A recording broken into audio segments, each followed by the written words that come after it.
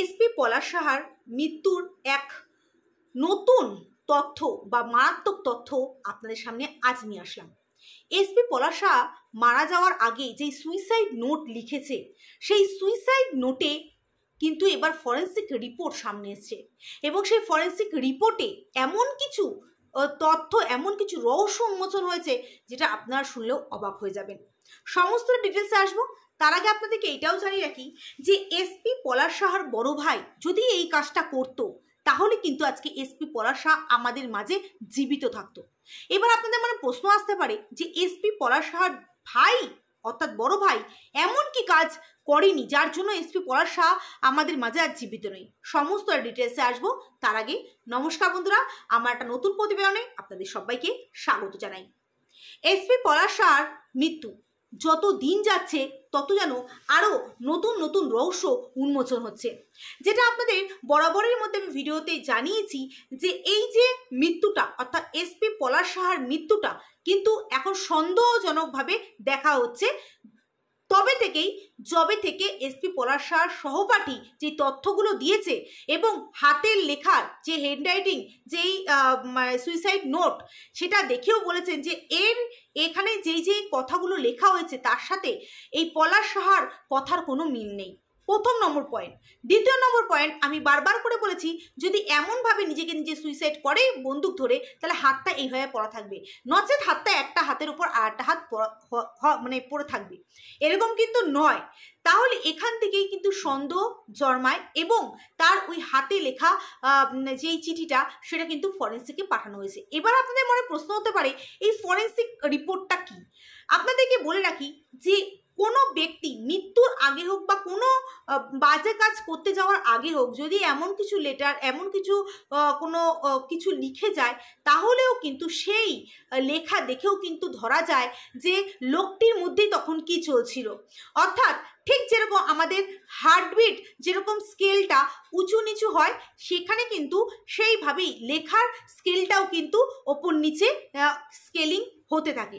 এবং সেখান থেকেই আপনাদেরকে জানিয়ে রাখি যে একজন ফরেন্সিক বিশেষজ্ঞ এই এসপি পলাশ সাহার যেই লেটারটা অর্থাৎ তার যে সুইসাইড নোটটা সেটা নিয়ে সে ফরেন্সিক গিয়ে সে যে টেস্টটা করেছে এবং সেখানে কিন্তু সে স্পষ্টতই যে রিপোর্টটা যেটা বেরিয়েছে সেটা নিয়ে সে এফবি পেজে একটা বড় সে একটা স্ট্যাটাস দেয় এবং সেখানে কিন্তু সে পরিষ্কার জানিয়েছে যে এই যে পলাশ সাহার যেই সুইসাইড নোটটা সেটা তার বড় বড় অক্ষরে সে লিখেছে, তাই পড়তে কিন্তু কোনো অসুবিধা নেই। তার কিন্তু হাতের লেখা অতটা বড় সাইজের নয়, যতটা বড় সাইজের করে সে লিখেছে।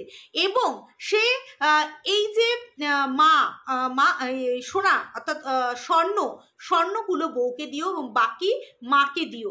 এবং তার ওই লেটার থেকে নাকি বোঝা গেছে যে তার বউয়ের প্রতি তার একটা ভালোবাসা আছে এবং মায়ের প্রতি অবশ্যই তার ভালোবাসা ছিল, তার জন্য মাকে কিন্তু সে সবসময় আগলে রাখতো, সবসময় তার নিজের সাথে রাখতো।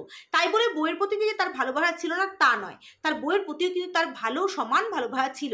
এবং সেই লেটারে কোনো না কোনো জায়গায় কিন্তু তার দিদির প্রতিও যে তার একটা ভালোবাসা এবং তার দিদির প্রতি যে একটা বিশ্বাস যে সম্পত্তি মাকে এবং স্বর্ণ বউকে দিয়ে দেওয়ার জন্য যে রিকোয়েস্ট করা হয়েছে সেখানে তার দিদির প্রতিও একটা বিশ্বাসের কিন্তু একটা আস্থা কিন্তু সেই লেটারের মধ্যে মানে দেখা যায়। এবং আপনাদের বলে রাখি সে যে এই লাইনটা লিখেছে যে মাকে বাকি সম্পত্তি দিয়ে দিও। বললাম না যে এই যে ফরেন্সিক রিপোর্ট সেই রিপোর্টে কিন্তু স্কেল অনুযায়ী ধরা যায়, যারা এইসব বিশেষজ্ঞ তারা কিন্তু পরিষ্কারভাবে মানুষের হাতের লেখা দেখেও কিন্তু অনেক কিছু বুঝতে পারে। তো যেহেতু আমরা এইসবের বিশেষজ্ঞ নই তাই আমরা যেটুকুনি জানতে পারছি সে থেকেই আপনাদের বলছি যে মা যে লিখেছে সেটা কিন্তু স্কেলটা নিচের দিকে ছিল, অর্থাৎ মায়ের প্রতি একটা সেই মুহূর্তে মায়ের প্রতি একটা ক্ষোভ, একটা কষ্ট সে কিন্তু সেইভাবেই হাতের লেখা থেকে বোঝা যাচ্ছে। কিন্তু তার বউয়ের অর্থাৎ সুস্মিতার নাম যেখানে না হয়েছে সেখানে কিন্তু স্কেলটা ওপরের দিকে ছিল, অর্থাৎ তার প্রতি যে উজাড় ভালোবাসা মৃত্যুর আগে সে বুঝতে পারছিল যে আমি মরে গেলে সে পুরো একা হয়ে যাবে, তার কি হবে, সে একটা অন্য বাড়ির মেয়েকে সে নিয়ে এসে এরকমই হয়তো কিছু তার মনে কাজ করছিল।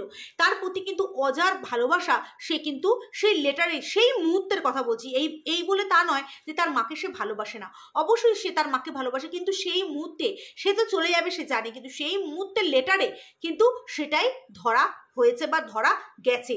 ফরেন্সিক রিপোর্টে কিন্তু এরকম মারাত্মক কিছু ঘটনা সামনে এসছে বন্ধুরা। এবং আপনাদেরকে এইটাও জানিয়ে রাখি যে এই যে মানে পলাশ সাহার যে ভাই, হ্যাঁ এর ভাই এমন কি কাজ করেনি যার জন্য আজকে পলাশ সাহাকে মৃত্যুর মুখে ঢলে পড়তে হলো। আপনাদেরকে জানিয়ে রাখি পলাশ সাহার যে বড় ভাই সে কিন্তু একজন বিজনেসম্যান। পলাশ সাহার মতন হয়তো অত টাকা পয়সা তার ছিল না, কারণ পলাশ সাহা 3 ভাইয়ের মধ্যে পলাশ সাহারই কিন্তু একটা ভালো জায়গা কিন্তু সে ছিল, সে ফ্ল্যাটে থাকতো, সেটা মোটা টাকার মায়না পেত। এবং তার পলাশ সাহার বড় ভাই কিন্তু বাইরে বিজনেস করতো এবং একটা সময় তার বিজনেসে অনেকটা ঘাটতি হয় এবং সে কিন্তু ফিরে আসে। এবং আপনাদের বারংবার জানিয়েছি এবং বিভিন্ন সংবাদ মাধ্যম অনুসারে আপনারা জেনেছেন যে এই যে পলাশ সাহার মা বাকি 2 ছেলের বউয়ের উপরও কিন্তু এরকম অকথ্য অত্যাচার করেছেন, কিন্তু তারা তাদের বউয়ের সাপোর্ট গিয়েছে এবং তাদের বউকে নিয়ে অন্য স্থানে চলে যাওয়াতে তারা কিন্তু জীবিত রয়েছেন। এবং কিন্তু এখানে পলাশ সাহা তার মাকে এতটা পরিমাণে ভালোবাসতো, তার মা কিন্তু সেই সংসার থেকে যেত না। এখানে আমি একটা কথা বলবো, এখানে যে পলাশ সাহার মা বারবার করে বলছেন যে তার বউয়ের দোষ, তার বউ তার উপর টর্চার করতো, এখানে আমি একটা কথাই বলতে চাই, তার বউ যদি তার উপর সত্যি টর্চার করতো তাহলে তো তার আরো 2 ছেলে ছিল, তাহলে তো বেশ কিছুদিনের জন্য এই 2 কপতিয়াত ছেলে মেয়ে দুটোকে ছেড়ে দিয়ে উনি তো পারতেন আরো 2 ছেলের কাছে সেই সময় চলে যেতে, কিন্তু উনি যাননি। এখানে কিন্তু উনি যাননি, উনি এই সংসারেই, কারণ আমরা তো ভাববই যে এই সংসারে আমাকে অতটা ঠাঁই দিচ্ছে না, আমি অন্য সংসারে যাই, বা এই সংসারে এত অপমানিত হচ্ছে, এই সংসারে এত ঝামেলা আছে, আমি কিছুদিন ঘুরে আসি আমার 2 ছেলের বাকি ছেলের কাছ থেকে, এটা কিন্তু উনি করেননি। তো এছাড়াও আরো যেসব নতুন নতুন তথ্য আসছে যে মাছ কাটা নিয়ে, মাছ বড় পিস ছোট পিস, উনি বড় পিস খেতেন, দুপুরবেলা বউকে ছোট পিস দিত, কিন্তু রাত্রেবেলা যখন ছেলে বাড়ি আসতো তখন ছেলেকে দেখিয়ে ছেলে আর ছেলে বউকে বড় পিস দিত এবং উনি দেখাতেন না উনি ছোট পিসটা খান। এরকমই কিন্তু উনি আরো অনেক জিনিস করতেন, যেটা কিন্তু পরবর্তীকালে আমরা শুনতে পাই। এখানে যেই কথাটা আপনাদের বলবো যে আজকে পলাশ সাহার যে বড় দাদা, উনিও কিন্তু একটা সময় ডিসিশন নিয়েছিলেন যে উনিও এরকম একটা কাজ করবেন, এবং তার জন্য উনি কিন্তু এফবি পেজে উনি একটা লাইভ করেছিলেন। এখানে যেহেতু পলাশ সাহা সুইসাইড নোট লিখেছেন, উনি কিন্তু লাইভে সমস্ত কিছু বলেছেন, এবং উনিও কিন্তু একথা লিখেছেন যে আমি যে মারা যাব, আমার মারা যাওয়ার পিছনে কারোর হাত থাকবে না, এরকম কথা কিন্তু উনি লাইভে, হ্যাঁ যেটা উনি বলেছেন। এবং কোনো কারণবশত উনি মারা যাননি, আমরা চাইবো না উনি এরকম কাজ করুক, এরকম খারাপ ডিসিশন নিক, ভগবান সহায়, তার জন্য হয়তো উনি আজকে ভালো আছেন, সুস্থ আছেন। আজকে আমি এই কথা কেন বললাম, আজকে যদি পলাশ সাহার ভাই যদি অর্থাৎ দাদা যদি এই কাজ করতো, তাহলে হয়তো পলাশ সাহা এটাই ভাবতো যে এরকম যে কাজটা করেছে দাদা, এটা কিন্তু ঠিক করেনি। আজকে হয়তো সে সেই দিক থেকে হয়তো সজাগ থাকতো, হয়তো সে ভাবতো না এই কাজটা করা উচিত ছিল না, আজকে দাদা একটা মহা ভুল কাজ করে ফেলেছে, সেই দিকে আমি পা বাড়াবো না। আজকে কিন্তু তাহলে পলাশ সাহা এইদিকে পা বাড়াতো না। আজকে বলে না জন্ম মৃত্যু বিয়ে 3 বিধাতা নিয়ে, এখানে কিন্তু সেই জিনিসটাই হয়েছে, যে নাকি লাইভ করে সমস্ত দর্শকদেরকে জানিয়েছে সে আর এই পৃথিবীতে থাকবে না, সে কিন্তু আজকে সুন্দর করে জীবনযাপন করছে। হয়তো ভগবান আল্লাহ যাই বলো তোমরা, তার উপর সহায় ছিল সেই মুহূর্তে, তাই উনি এখন আমাদের মাঝে জীবিত আছেন।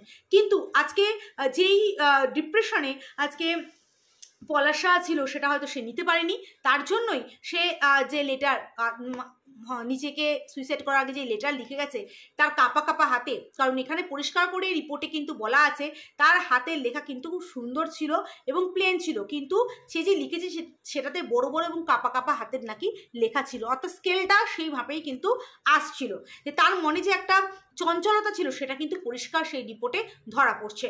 তো আজকে তার ভাই যদি এই কাজ না করতো, তাহলে হয়তো আজকে পলাশ সাহা আমাদের মাঝে জীবিত থাকতো, এবং পলাশ সাহা যদি একটু বুদ্ধিমতী হতো, বা পলাশ সাহা যদি সেই ওর মনটাও যদি ঘুরে যেত, তাহলে হয়তো পলাশ সাহা ঠিক ওর ভাইয়ের মতন, ওর ভাইয়ের যেরকম মন ঘুরে গেছিলো না, তার বাড়ির লোক তাকে দেখে ফেলেছিল, বা এই লাইফটা হয়তো এমন কারোর কাছে চলে গেছিলো যারা এসে তাকে প্রোটেক্ট করেছে, সেরকম পলাশ সাহার ব্যাপারটাও যদি হতো, তাহলে হয়তো পলাশ সাহা আজকে আমাদের মাঝে জীবিত থাকতো।